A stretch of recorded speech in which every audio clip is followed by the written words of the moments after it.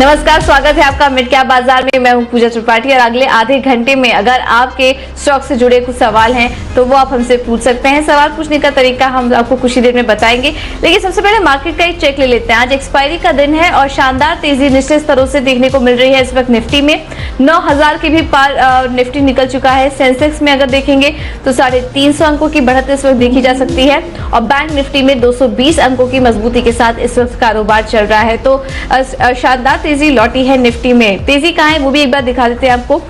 वेदांता देखिए 6% ऊपर है। पावर ग्रिड में अच्छी तेजी है, 4% की मजबूती इस वक्त पावर ग्रिड में देखने को मिल रही है। श्री सीमेंट में 3.5% की मजबूती है। L&T 900 रुपए की भी पार निकल चुका है और 4% की मजबूती के साथ ये स्टॉक भी कारोबार कर रहा है। इसके अलावा यूपीएल और आईसीआईसीआई बैंक भी अच्छी मजबूती के साथ कारोबार कर रहे हैं। वहीं कमजोरी वाले शेयर देखें तो टेक महिंद्रा में 4% की गिरावट है। कोटक महिंद्रा बैंक सुबह से ही कमजोर है, लेकिन निश्चित स्तर से देखेंगे तो हल्की रिकवरी यहाँ पर भी आई है। HCL टेक 2.5% नीचे, हीरो मोटोकॉर्प में 1.5% की गिरावट और भारतीय इंफ्रा भी करीब 1 से 1.25% की गिरावट के साथ इस वक्त कारोबार कर रहा है। लेकिन जो तेजी आई है वो काफी अच्छी इस वक्त दिखाई दे रही है मार्केट में और लगभग सभी सेक्टरल इंडेक्स इस वक्त भी हर निशान में ही कारोबार कर रहे हैं। चलिए सवाल पूछने का तरीका सबसे पहले आपको बता देते हैं। अगर आप हमारे साथ जुड़ना चाह रहे हैं तो सवाल पूछने का तरीका लगातार आपकी स्क्रीन पर फ्लैश होगा। टोल फ्री नंबर के जरिए आप हमसे संपर्क कर सकते हैं और इसके अलावा आप अपने सवाल हमें ट्विटर, फेसबुक और व्हाट्सएप के जरिए भी पूछ सकते हैं। कोशिश हमारी यही रहेगी ज्यादा से ज्यादा सवालों को शामिल करने की। चलिए एक्सपर्ट को भी शामिल कर लेते हैं। kiranjadhav.com से आशीष केलकर जी हमारे साथ जुड़ चुके हैं इस वक्त। आशीष माफ कीजिएगा, आनंद राठी से नीलेश जैन हमारे साथ जुड़ चुके हैं। नीलेश जी बहुत बहुत शुक्रिया समय देने के लिए। सबसे पहले तो ये जानना चाहेंगे, आज एक्सपायरी का दिन है और आपसे कुछ पिछले कुछ देर में देखे, मिनटों में देखे तो अच्छी रिकवरी भी लौटी है मार्केट में। निफ्टी की एक्सपायरी आज कहाँ एक्सपेक्ट करें? क्या 9,000 के ऊपर मुमकिन है कि आज क्लोजिंग देखने को मिलेगी? गुड आफ्टरनून पूजा। अगर ओवरऑल स्ट्रक्चर देखें तो कुछ मैं कहूँगा कुछ मिनटों में हमको जो रैली देखने को मिली वो कहीं ना कहीं इंडिकेट कर रहा है कि 9,000 के आसपास हम एक्सपायरी होते हुए देख सकते हैं। अगर ओवरऑल शॉर्ट टर्म चार्ट अगर स्ट्रक्चर देखें तो निफ्टी एक राइजिंग वेज पैटर्न फॉर्म कर रहा है डेली चार्ट पे। उसका जो सपोर्ट है, मेजर सपोर्ट, जो राइजिंग ट्रेंड लाइन का मेजर सपोर्ट है वो है 8600 का। अगर थोड़ी भी गिरावट होती है शॉर्ट टर्म में टुवर्ड्स द लेवल्स ऑफ 8800, 8700, वहां पे एक अपॉर्चुनिटी बन सकती है। एक रिलीज रैली कंटिन्यूएशन हम एक्सपेक्ट कर रहे हैं। ऑन द हाई साइड 9300 का एक मेजर हर्डल है। जैसे ही वो लेवल पार होगा, मेरा मानना है कि ऑन द हाई साइड 9600 से 9800 तक आप वो एक्सपेक्ट कर सकते हैं। एक्सपायरी के चलते आज के सेशन में 9,000 के ऊपर की संभावनाएं ज्यादा है एक्सपायरी की। वहीं अगर बैंक निफ्टी की बात करें तो 19,100, 19,200 के ऊपर एक्सपायरी को आते हुए हम देख सकते हैं। कंपैरिजन करें तो निफ्टी और बैंक निफ्टी में अभी भी मैं कहूंगा कि निफ्टी का स्ट्रक्चर जो है वो काफी पॉजिटिव है कंपेयर टू बैंक निफ्टी। हालांकि बैंक निफ्टी ने काफी अंडर परफॉर्म किया है, हो सकता है वहां पे एक स्ट्रॉन्ग पुलबैक भी हम देख सकते हैं। वहीं एक चीज और ऐड करना चाहूंगा, जो इंडिया वीक्स है वॉलेटिलिटी इंडेक्स, वहां पे ऑलमोस्ट थर्ड और फोर्थ कंसेक्यूटिव वीक है जहाँ पे गिरावट देखने को मिली है। 50 के लेवल के नीचे वॉलेटिलिटी इंडेक्स नीचे फिसलता हुआ दिख रहा है। वो कहीं ना कहीं सपोर्ट कर रहा है पॉजिटिव मोमेंटम को। तो हमारा व्यू ये है कि एक शॉर्ट टर्म में पॉजिटिव मोमेंटम कंटिन्यू हो सकता है। ओके, तो शॉर्ट टर्म के लिए ये रैली देखने को मिल सकती है। लेकिन जैसा कि हम देख रहे हैं मार्केट में उतार चढ़ाव तो काफी ज्यादा है और सुबह हमने जब बात की थी तो सभी का यही मानना था कि 9,020 के आसपास एक इम्पोर्टेंट सपोर्ट लेवल है निफ्टी के लिए, तो इस लेवल को आप वॉच करिए। अभी देखिए शानदार तेजी और करीब करीब 104 अंकों की मजबूती के साथ इस वक्त निफ्टी कर रहा है ट्रेड।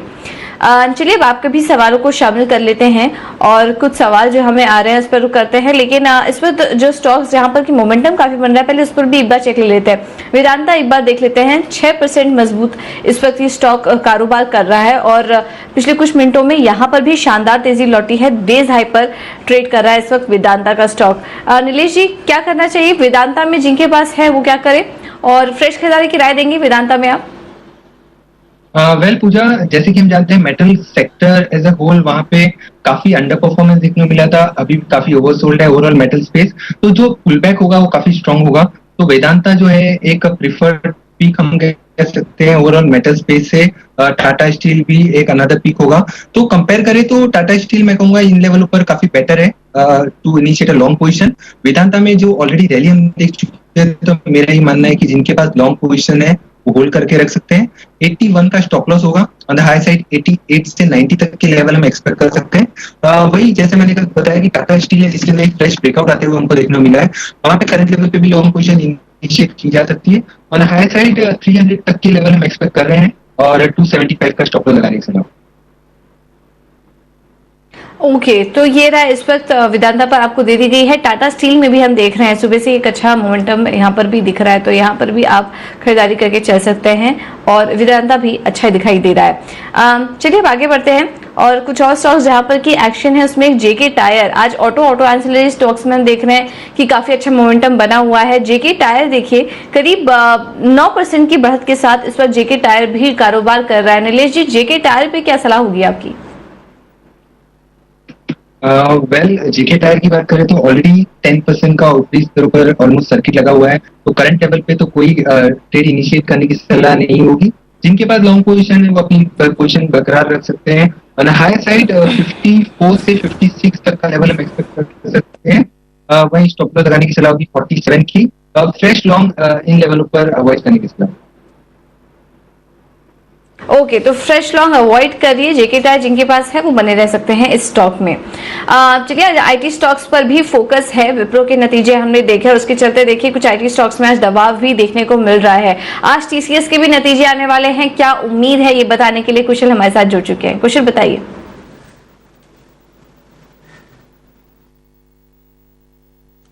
पूजा देखिए नंबर्स जो है वो वीकर साइड पर ही एक्सपेक्टेड है। इनफैक्ट डॉलर आए अगर आप इनकी देखें तो उसमें 20 बेसिस पॉइंट्स की जो है हमें गिरावट देखने को मिल सकती है और 557.5 करोड़ डॉलर की जो आय है वो कंपनी रिपोर्ट कर सकती है। इसके अलावा कंपनी की मार्जिन अगर आप देखें तो उसमें महज 40 बेसिस पॉइंट्स की ही बढ़त हम देख पाएंगे, क्योंकि इनके जो रुपए में गिरावट हुई है और साथ ही जो कॉस्ट सेविंग्स हुई, जो ट्रैवल कॉस्ट में बचत हुई है, उसका थोड़ा सा सहारा मिलता हुआ नजर आएगा।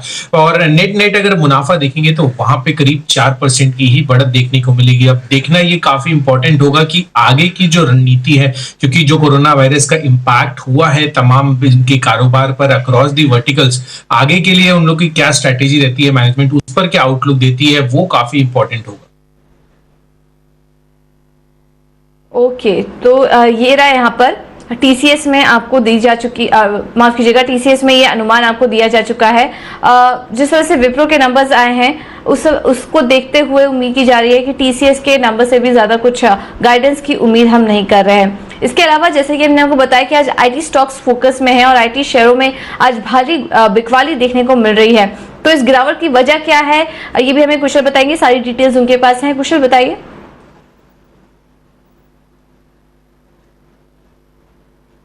देखिए इसकी 3 वजह है। सबसे पहला तो डेफिनेटली जो एक आईटी स्पेस में जब रिजल्ट्स आते हैं तो एक इंडिकेटर बनता है सेक्टर स्पेसिफिक के लिए, तो वहां पे विप्रो के अनुमान से भी कमजोर नंबर्स आते हुए दिखे हैं। चाहे आप मुनाफा लीजिए या मार्जिन्स लीजिए, सब में जो है हमें गिरावट देखने को मिली है। साथ ही जो इनकी कॉन कॉल हुई थी वहां पर आपको मेन जो है फोकस रखना है। और यहाँ पर अगर आप देखें तो ये मानकर चल रहे हैं कि Q2 FY21 में अगर वायरस का पीक होता है तो वहां पर इनके लिए जो आय और मार्जिन्स है तमाम प्रोजेक्ट्स पे, वहां पर काफी कटौती और काफी धीमापन हमें देखने को मिलेगा। साथ ही जिनकी जो भी प्रोजेक्ट डील्स है उनकी कॉस्ट स्ट्रक्चर, उनकी जो प्राइसिंग है वहां पर कमी आएगी, क्योंकि जितने भी आईटी स्पेंडर्स हैं वो कहीं ना कहीं निगोसिएशंस करना शुरू कर देंगे और साथ ही जो बिलिंग्स बनेगी उनके भुगतान में भी देरी होने की आशंकाएं लगाई जा रही है।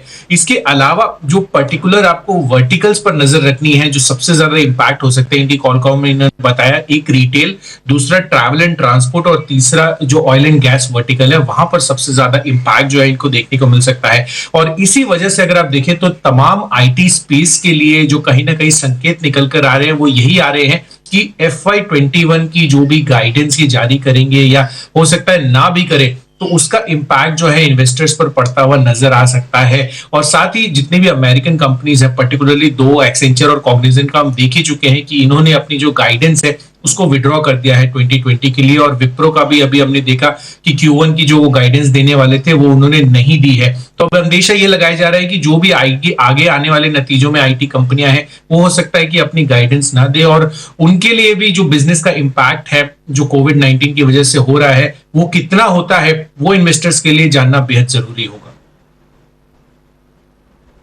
ओके, बहुत बहुत शुक्रिया कुशल ये सारी डिटेल शेयर करने के लिए। तो आईटी फोकस में है, विप्रो की कॉन कॉल को देखते हुए कुछ उम्मीदें बाकी अब जो आईटी शेयर्स हैं उनसे भी लगाई जा रही है और कमजोर नंबर्स की उम्मीद यहाँ पर की जा रही है विप्रो की कॉन कॉल को देखते हुए। हालांकि टीसीएस देखिए नतीजों के आने के पहले इस वक्त रेज हाई पर ही कारोबार कर रहा है टीसीएस का स्टॉक्स।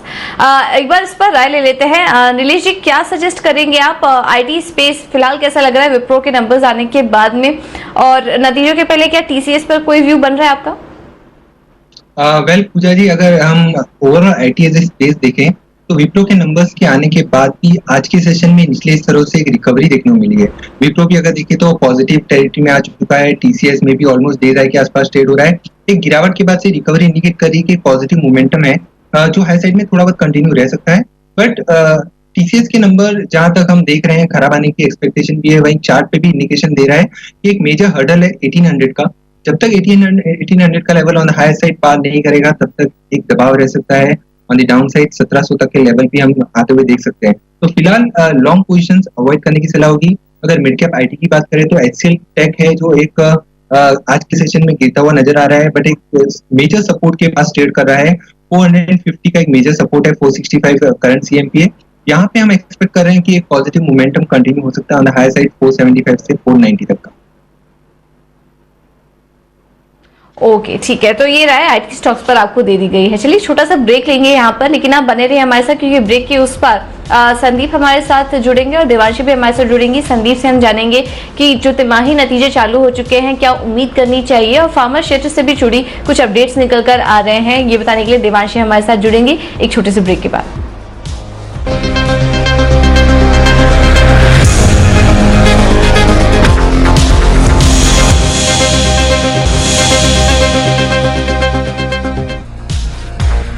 ब्रेक के बाद आपका स्वागत है। ब्रेक में जाने से पहले हमने बात की थी फार्मा क्षेत्र से जुड़ी एक खबर निकल कर आ रही है।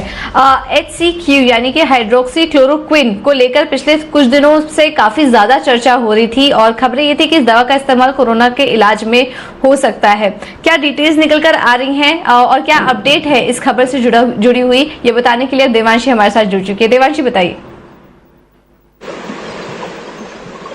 बिल्कुल पूजा, आप देखिए फिलहाल एक थोड़ी सी नेगेटिव स्टडी आते हुए दिख रही है HCQ को लेके। मैं आपको बता दूं कि ये जो एक फ्रेंच स्टडी है उन्होंने करीब 180 मरीजों पर इसकी स्टडी की थी कि HCQ क्या वाकई में जो कोरोना वायरस के इलाज में काम आता है कि नहीं। लेकिन जो डेटा निकल के आया है या जो स्टडी निकल के आई है वो थोड़ी सी नेगेटिव आती हुई दिखती है, यानी कि जितने भी पेशेंट्स पर ये इस्तेमाल हुआ है इसमें ना ही ऐसा हुआ है कि बहुत ज्यादा इफेक्टिव साबित होती हुई दिखती है, लेकिन एक चिंता वाली बात भी ये आती हुई दिख रही है कि जो हार्ट डिजीज है इससे थोड़े से ज्यादा बढ़ते हुए दिख रहे हैं, यानी कि कई मरीजों में जो हार्ट रेट्स है वो काफी ज्यादा अनस्टेबल होते हुए दिखे थे, बढ़ते हुए दिखे थे। तो ये जो चिंताएं हैं वो इस दवा से जुड़ती हुई आती हुई दिख रही है। यही नहीं, मैं आपको बता दूं कि ये जो स्टडी है ये सिर्फ फ्रांस में नहीं हुई है लेकिन इटली में भी और साथ ही ब्राजील में भी होती हुई दिखी है। इनफैक्ट आप ब्राजील की एक रिपोर्ट की माने तो इसमें यह भी कहा गया है कि लगातार इस दवा को जब टेस्ट किए जा रहे थे तो 2 से 3 मरीजों को ये फेटल साबित होता हुआ दिखा,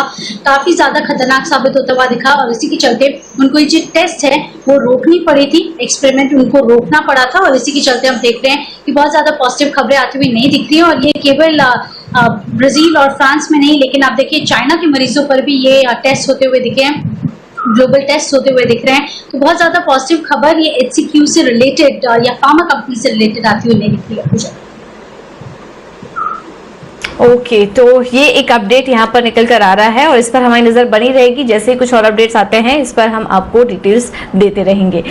लेकिन चलिए अब इस बीच संदीप भी हमारे साथ जुड़े हुए हैं और जैसा कि हम देख रहे हैं कि अब नतीजों का दौर चालू हो चुका है और कोरोना के चलते हम देख रहे हैं काफी सारे सेक्टर्स इम्पैक्ट हो सकते हैं, जिसमें कि जो बैंक्स हैं उनके भी नतीजे यहाँ पर कमजोर देखने को मिल सकते हैं। क्या कुछ डिटेल्स है और दिग्गज ब्रोकरेज हाउस का क्या कहना है, ये पूरी डिटेल्स लेकर संदीप हमारे साथ जुड़ चुके हैं। संदीप बताइए। देखिए पूजा, इसका ग्लोबल बैंक्स पे इंपैक्ट आना तो चालू हो चुका है। कल बैंक ऑफ अमेरिका, सिटी और गोल्डमैन सैक्स, 3 बड़े बैंक है यूएस में, इनके नतीजे आए थे और तीनों के मुनाफे में आप देखिए 45 से 46% का ड्रॉप देखने को मिला है। और अब माना जा रहा है कि शायद जो भारतीय बैंक है, जब उनके नतीजे आएंगे उस पर भी इसका इंपैक्ट साफ तौर पर देखने को मिलेगा। खासतौर पर कॉर्पोरेट, पर्सनल और जो क्रेडिट कार्ड लोन है वहां पर दिक्कतें बढ़ती हुई दिख सकती है। और पर्सनल और जो क्रेडिट कार्ड लोन है वहां पर डिफॉल्ट बढ़ने की आशंका है। खासतौर पर 18 अप्रैल को जब एचडीएफसी बैंक के नतीजे आएंगे उससे कहीं ना कहीं स्थिति क्लियर होती हुई दिखेगी।